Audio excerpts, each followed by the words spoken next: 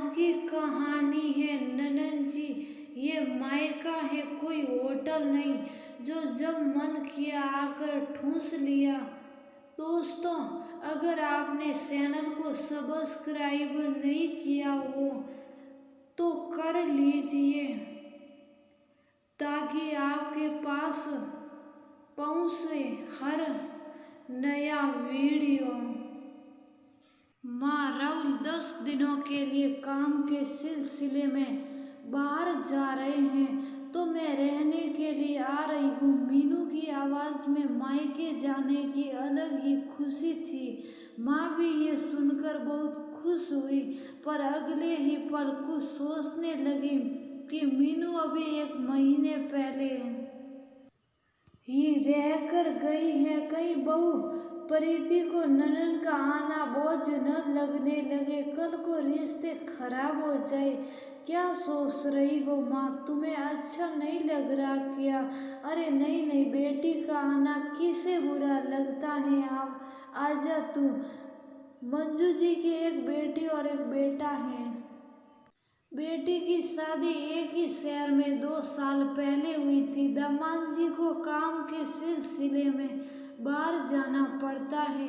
यहाँ बेटी और दामाद रहते हैं तो बेटी हमेशा उतने दिन मायके आ जाती।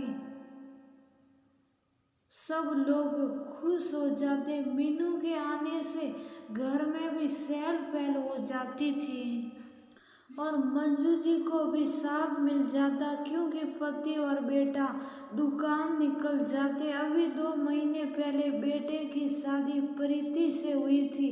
प्रीति काफ़ी मिलनसार और समझदार थी। उसको भी मीनू के आने से खुशी ही होती, लेकिन आजकल की बातें सुनकर मंजू जी को लगता कि यूं मीनू का बार बार मायके आना कहीं रिश्ते में दूरी नहीं ला दे। मंजू जी जब बेटी से बात कर रही थी तो प्रीति कमरे में ही थी। सास को विशाल मगन देख उसे लगा कि इस बार मम्मी खुश क्यों नहीं है। बेटी के आने पर उसने पूछा, क्या हुआ मम्मी, आप परेशान लग रही हो?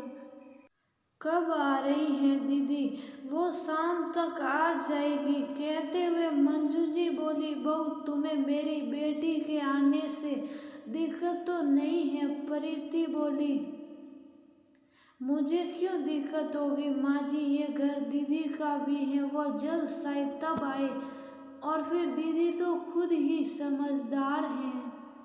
वो आकर हर काम की उम्मीद न करके खुद ही आगे से हाथ बढ़ाती हैं और ना कभी कोई बात ऐसे कहकर लड़वाने की कोशिश करती। माँ जी, घर में अपनों के साथ से खुशी ही मिलती है। बस वो आपकी कदर करे। मैं भी अपने मायके जाती हूँ और मायका तो लड़कियों के लिए सुकून का जरिया है, जहाँ वो अपनी जिंदगी जीती हैं। आप भी बेफिक्र हो जाओ और बेटी का स्वागत वैसे ही करो जैसे पहले करती थी। मैं भी तैयारी कर लेती हूँ। मंजू जी ने प्रीति को हजारों आशीर्वाद दिए और बोली, अब मैं निश्चित हूँ कि मेरी बेटी का मायका मेरे जाने के बाद भी रहेगा। शाम को मंजू जी ने मीनू को सारी बात बताई। मीनू भी खुश थी। वो प्रीति को थैंक यू बोलने गई तो प्रीति बोली, इसमें थैंक यू वाली कोई बात नहीं, ये घर मेरा भी है और तुम्हारा भी। बस हम कोशिश करें इसमें पनपने रिश्तों को प्यार और अपनेपन से और बढ़ाए, न कि जलन और बैर से मुरझाने दे। मीनू बोली, सही कह रही हो भाभी, चलो खाने की तैयारी कर ले, मुझे बहुत भूख लगी है। मीनू को बाबुल की गलियों का रास्ता हमेशा के लिए खुला दिख रहा था।